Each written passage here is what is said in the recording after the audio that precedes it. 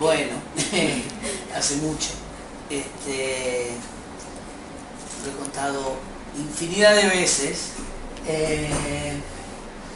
Yo empecé de muy chiquito, porque mi mamá siempre quiso tocar la guitarra y mi abuelo, que era una persona muy estricta, nunca se lo permitió, porque por aquel entonces, ellos vivían en un pueblo, y por aquel entonces se suponía que las mujeres músicos andaban en los boliches por ahí tocando, orquesta de señoritas, medio mezcla de alternadora, la palabra vieja, pero bueno, y nunca le permitió que toque la guitarra. Entonces cuando yo tuve 5 años, mi vieja me mandó a las trompadas a estudiar la guitarra. Y ahí fue, por supuesto, ¿no? Uno no elige nada a los 5 años. Y así empecé, y después, cosa que no me gustaba en lo más mínimo, porque era una obligación, y de a poco me fui gustando. Estudié guitarra 14 años, y después empecé a descubrir otras cosas, la música popular, lo que a mí me gustaba, ¿no? Descubrí desde la música nacional de fines de los 70, o mitad de los 70, hasta cosas, hasta los Beatles, hasta cosas que venían del rock internacional, Led Zeppelin, Deep Purple, todas esas cosas, y empezó a generarse toda una revolución interna mía. Entonces a los 13, 14 años ya tenía un grupo, tocaba en los bailes, andaba por acá, por allá, o sea que desde aquel entonces hasta ahora, que tengo 58 años, no he parado de actuar, ni de cantar, ni de tocar. ¿Y ese grupo que formó a los 14 años, cómo se llamaba? No, era un invento, se llamaba Vía Veneto, me acuerdo perfectamente, porque tocábamos en bailes, yo tenía 13 años, y éramos como el conjunto más juvenil del momento. Tocábamos en los pueblos, en los bailes, pero era simpático, unos chicos que tocaban la guitarra y cantaban, qué sé yo. ¿Era folclore? No, era música moderna, digamos. Música bailable de aquel entonces, que no tenía absolutamente nada que ver con la música bailable de las discos y todo eso. Tocamos en bailes de pueblo. ¿Y qué te motiva a escribir canciones? Mira, a ver, yo no soy un gran escritor de canciones, pero las motivaciones en general tienen que ver con tratar de transmitir una cosa, de contar una vivencia, de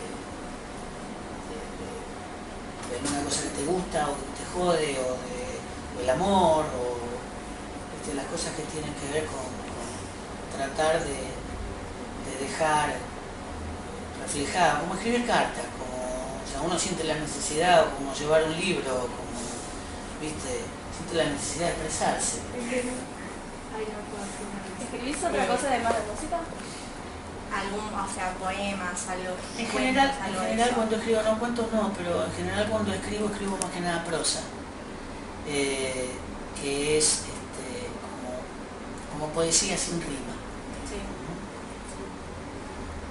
¿Por qué crees que el rock nacional era tan importante en la época de la dictadura, los 70, 80? A ver, como cualquier expresión cultural popular, el rock nacional representaba las ganas y la forma de ver el mundo de un montón de gente, sobre todo de gente más joven. Y digamos, era una especie de posibilidad de decir lo que uno pensaba. Yo lo digo como músico, y el público de verse reflejado, de que alguien viniera a decir lo que le pasaba, lo que sentía. En general hubo que echar mano a las metáforas y a poder decir las cosas en forma poética para poder decirlas, porque eran momentos en los cuales, viste, no les gustaba si fuiste. pero también era bastante miope la dictadura, ¿no? Era bastante torpe. Entonces nos ingeniábamos para decir lo que pensábamos. Y el rock nacional fue una expresión popular que reflejó las ganas y los pensamientos de toda una generación. Por eso fue muy importante. ¿Y no tenías miedo de escribir algún tema y que pasara algo? No, a ver, yo no fui de los más perseguidos, ni mucho menos. Tuvimos algunos episodios. Siempre digo, en qué momento pasamos de ser unos parias que nos llevaban presos 2 veces por semana a ser los maestros, ¿no? ¿Viste? Ahora te dicen maestro por todos lados. Maestros están en la escuela en principio, ¿no? Pero en un momento se dio ese quiebre y los policías que nos llevaban presos empezaron a sacar fotos con nosotros. Y bueno, no, tuvimos en algún momento un poco de cosita, tuvimos unas patoteadas y eso, pero bueno, era lo que pasaba. Y te repito, yo no he sido de las personas perseguidas o que ha sufrido así en carne propia la represión y todo eso. Bien. ¿Tu adolescencia cómo fue eso de cantar y estudiar al mismo tiempo? Y yo la verdad que fue buenísimo. Yo, digo, soy hijo de una familia de clase media básica. Mi viejo era ferroviario y mi mamá era ama de casa y nunca nos faltó lo esencial, sin que sobrara nada. Y yo tengo que agradecer que mis viejos me acompañaron hasta en las cosas que pensaban, en las que no estaban de acuerdo, digamos. O sea, en esta cuestión de la música, o de con quién te juntás y por qué venís a esta hora y con quién andás y qué haces, se preocupaban, pero nunca impidieron que yo me dedicara a la música, ¿no?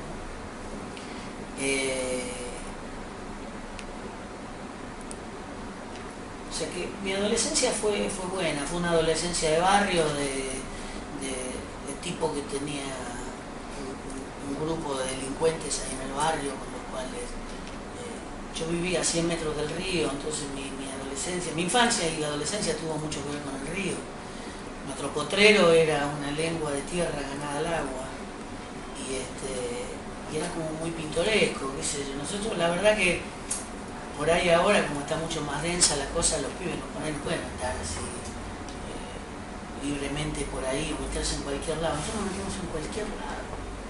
Íbamos a los astilleros, a la barranca, a los trenes, a las estaciones de trenes, a los playones de carga del ferrocarril, andábamos arriba de los vagones, qué sé yo, o sea, la verdad que la pasábamos bien.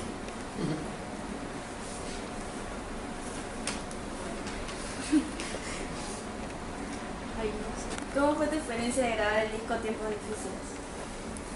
Fue buenísimo. Teníamos tanto miedo también. ¿Tuviste algún problema para grabarlo? No, discusiones internas millones, pero éramos gente muy apasionada. Entonces discutíamos por cosas que hoy probablemente no discutiríamos, pero en ese momento era cuestión de vida o muerte, un acorde, ¿viste? ¿Por qué empezamos un tema así y terminamos de otra manera? ¿Qué sé yo? Sumado a eso el hecho de que nosotros veníamos de Rosario y si bien no éramos pueblerinos, ¿viste? Pajueranos, así vivíamos en una ciudad, nos costó, digamos, el proceso del disco fue paralelo a un proceso de tratar de entender a dónde estábamos viviendo, de empezar, de reconocer el espacio, de tener nuevos amigos, conocidos, o de cómo llegamos de acá hasta allá. Para nosotros era inabarcable, yo no podía entender que alguien se tomara 2 colectivos y un tren para ir a la casa, ¿viste? Después uno se acostumbra a todo, ¿no? Pero fue bueno, fue muy formativo. Aprendimos mucho grabando por primera vez. No habíamos grabado nunca en un estudio serio. Entonces es aprender a escucharse, es muy loco y además realmente es muy... empezás a entender qué es lo que estás haciendo cuando te puedes escuchar.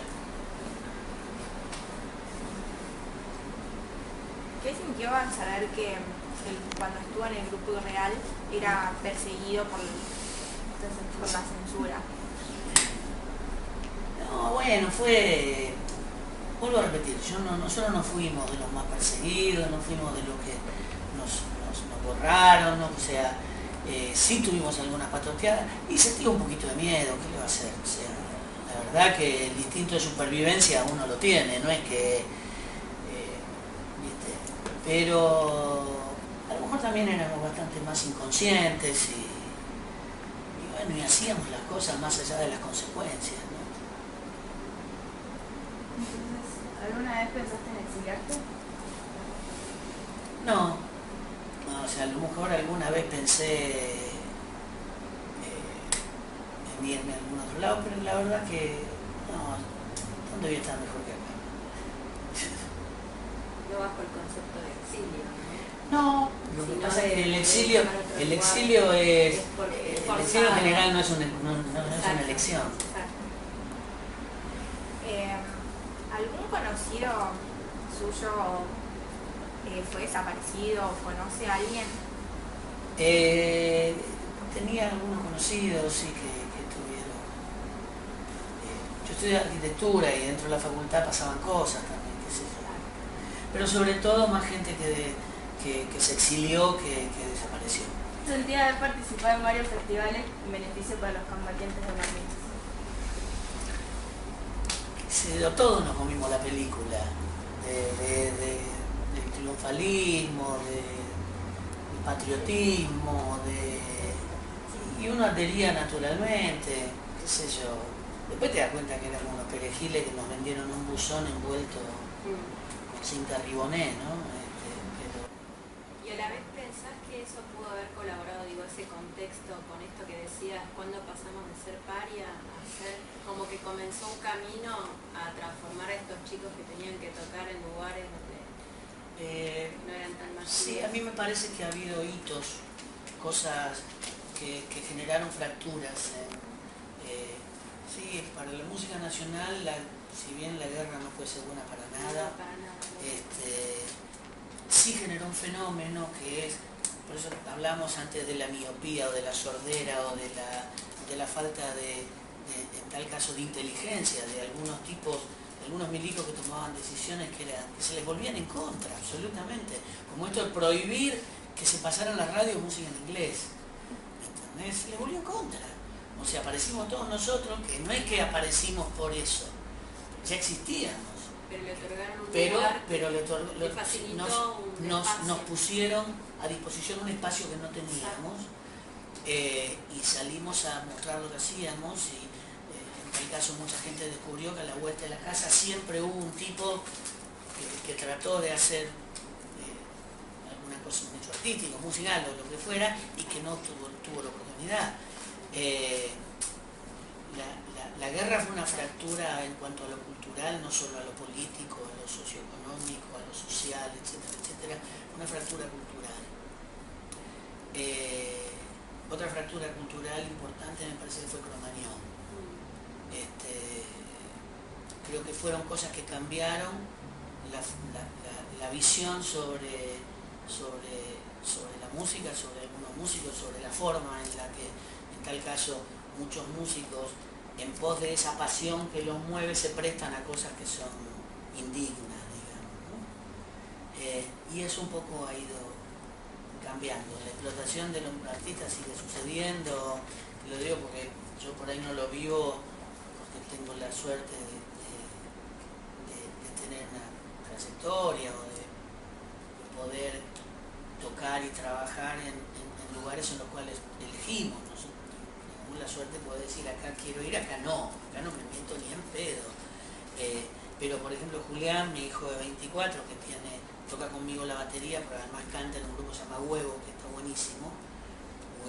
Juguenlo si quieren, está bueno en serio. Y cada vez que quieren tocar tienen que pagar una guita que no sabes.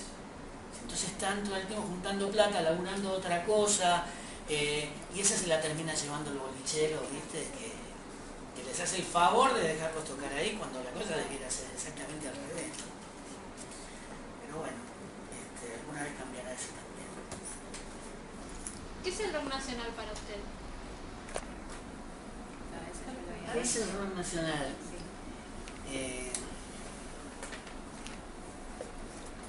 Mira, yo prefiero llamarlo música popular, pero el rock nacional en realidad siempre ha sido más una actitud que una música, porque dentro del rock nacional han convivido cosas que no tenían rítmicamente nada que ver con el rock. Si León haciendo folclore es mucho más rockero que Valeria Lynch cantando rock. Creo que es una cuestión de actitud. Y en mí, ¿qué significa? A mí ha sido una forma de entender las cosas, de comunicarse con el mundo. O sea, la música en general, no sé si el rock nacional, yo prefiero llamarlo música popular. En un principio, a ver, yo toco hace muchísimos años y hacíamos cosas en Rosario. En un momento tuvimos la oportunidad de que una compañía multinacional, que fue la EMI, como que nos descubra o me descubra, qué sé yo, gracias a que venimos a un festival en el Estadio de Obras en el año 81. Ahí firmo un contrato donde la compañía discográfica permite que yo grabe mi primer disco y 2 discos sucesivos, o 3 discos sucesivos más. Cuando vos te das cuenta que nadie va a venir a hacer por vos mismo lo que vos no hagas, no tuve más contrato discográfico. Se venció mi contrato discográfico y no lo renové. Y empezamos a hacer lo que se llama independientes. Independientes es no tener compañía discográfica, no tener las obligaciones, no tener el apoyo, no tener difusión, no tener plata, qué sé yo. Pero ser un poco más dueños de uno mismo, ser un poco más dueños de lo que uno... De la música de uno. De la música y de... Musicalmente la compañía discográfica no se metía, o sea, no... Todo lo que hicimos en aquel primer momento con el grupo de músicos con el que vinimos de Rosario, con Rubén Goldín, con Fito Páez, con Silvina Garreto, todo eso fue culpa nuestra, digamos. No le podemos, si hicimos las cosas bien o mal, en lo musical éramos nosotros. Después la compañía discográfica decidía por nosotros cosas que no entendíamos. Cuando empezamos a entender un poco más, o de hablar en lo personal, decidí ser independiente y ser responsable de todo el proceso. Entonces, somos lo que somos no dependemos musicalmente de nadie. Motivo por el cual hoy tendríamos que haber grabado un disco hace 6 meses y todavía no lo grabamos. O sea, estamos, que lo vamos en enero, que viste, no tenemos nadie que nos esté empujando con lo bueno y malo que eso significa, ¿no? Bueno, ¿qué músicos internacionales te inspiraron? Eso ya lo Sí, te conté. inspiraron. Muy variado, internacionales y nacionales. Yo admiré mucho y desperté al rock en español, en castellano, gracias a Los Gatos, a Manal, Almendra, o sea, eso quiere decir Lito Nevia, Spinetta, qué sé yo, ellos. Y después, bueno, descubrí también, a los 14 años descubrí a los Beatles, descubrí una cantidad de música y la verdad que han sido inspiradores, tanto, no sé, a mí me gusta mucho Sting, pero después amplié bastante, empecé a mirar las cosas de forma bastante más amplia y fueron muy inspiradores personas o artistas que no tenían nada que ver con el rock. O sea, a mí me choqueó cómo Goyeneche cantaba tango, me pegó, más que a lo mejor muchos artistas de mi generación, del rock.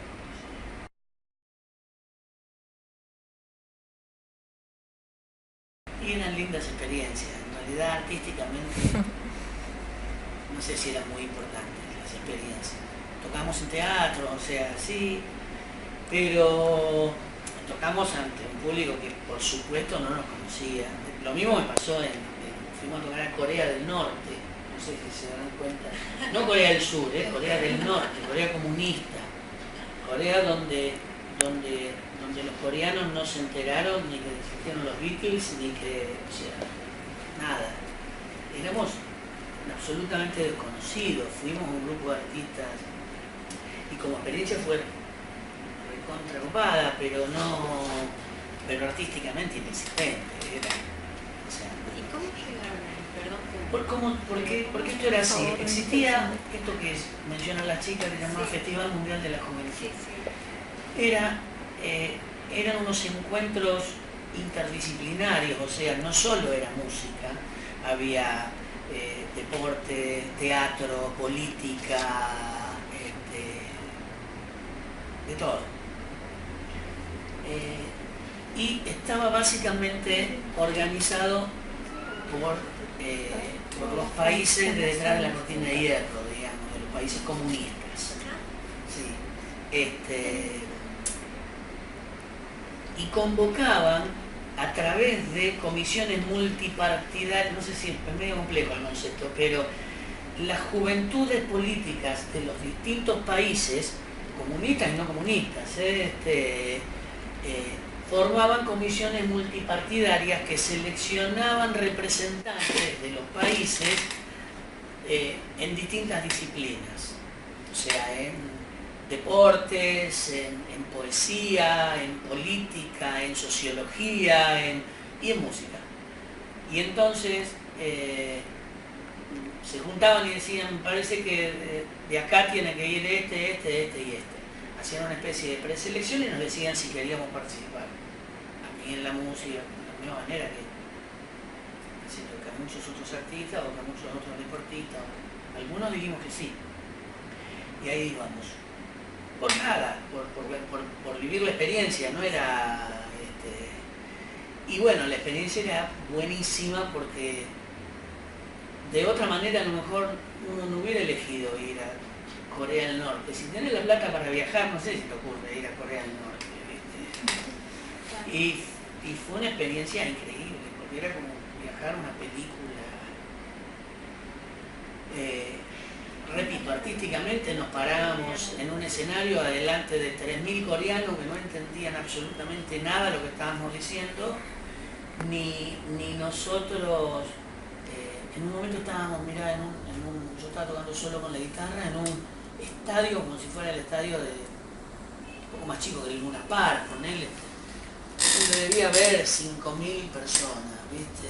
Y en un momento había una traductora que uno le tenía que explicar, yo en mi rudimentario inglés le explicaba de qué más o menos trataban las canciones y salía la traductora antes de cada canción y decía en coreano lo que este pelado que va a ir ahora, en ese momento no era pelado, va a cantar acerca de tal cosa. Bárbaro, aplaudía, vos ibas y cantabas. A la mitad de un tema que era así chiquito, una cosa chiquita, viste, muy tranquila, los 5.000 coreanos se pusieron a aplaudir. ¡Cla, cla, cla, cla! Yo paré, desconecté la guitarra y me fui. Le dije, y me pararon entre patas, viste, en el costado del escenario y me dijeron, no, vuelva, que les está encantando lo que está haciendo. Pero bueno, con esto les quiero contar las diferencias culturales que hay. Y aún así, la música siempre sirve para comunicarse. Sí, creo que nos sirvió más a nosotros como experiencia que repito, que artísticamente. Pero estuvo buenísimo. Claro, Estuvo buenísimo. seguro. No volvería, pero...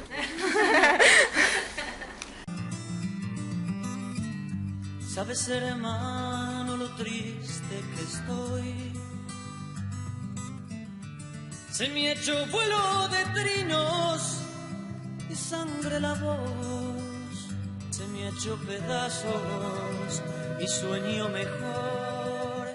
Se ha muerto mi niño.